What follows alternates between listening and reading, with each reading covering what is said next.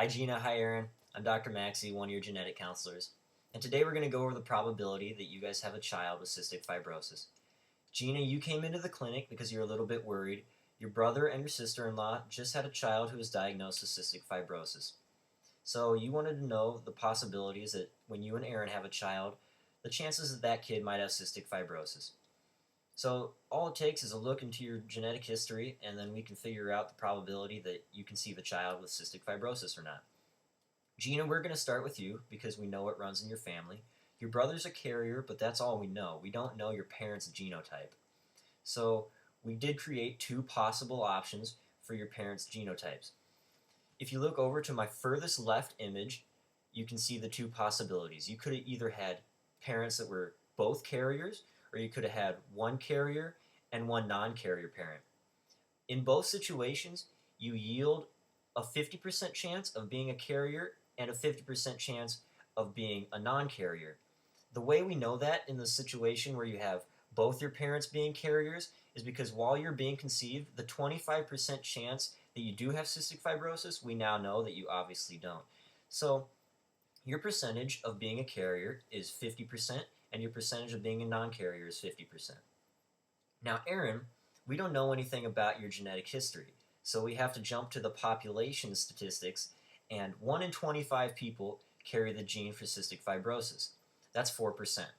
So 4% of the time, you could be a carrier. 96% of the time, you're a non-carrier. So then we have to combine those guys to put you together. We now have, if you look at the second image down from the first one on the left, we have Gina's genotype. We have 50% carrier chance, 50% non-carrier. And then we have Aaron's, 4% carrier, 96% non-carrier. Then we have to look at all the possible combinations that you guys could make. So we're going to go to my image that's closest to me, up top. We have 4 Punnett squares that we wrote out for you.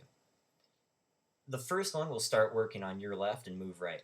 The first one is Aaron's 4% chance with Gina's carrier 50. This is the only Punnett square that can actually produce a child with cystic fibrosis. We'll jump back to that. The next Punnett square we have is Aaron's 4% with the normal 50, and then Aaron's 96% with the normal 50, Aaron's 96% with the carrier 50. Those are all 4. Now, the only one we have to worry about is the 4%, Aaron's 4% with your carrier 50. In that, you have 25% chance of having a child with cystic fibrosis. Out of the whole entire 4 Punnett squares, it's out of 200%, there's a 27% chance that you guys make that combination. Aaron's 4% gene with Gina's carrier 50% gene. But the chances of that 27% happening with the 25% chance that actually makes a kid with cystic fibrosis, that is, if you look to my most furthest down image, that is 3.37% chance of creating a child with cystic fibrosis. So it's a small chance, it's definitely there.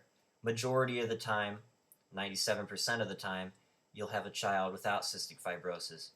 But there is the 3.37% chance that you do have a child with cystic fibrosis.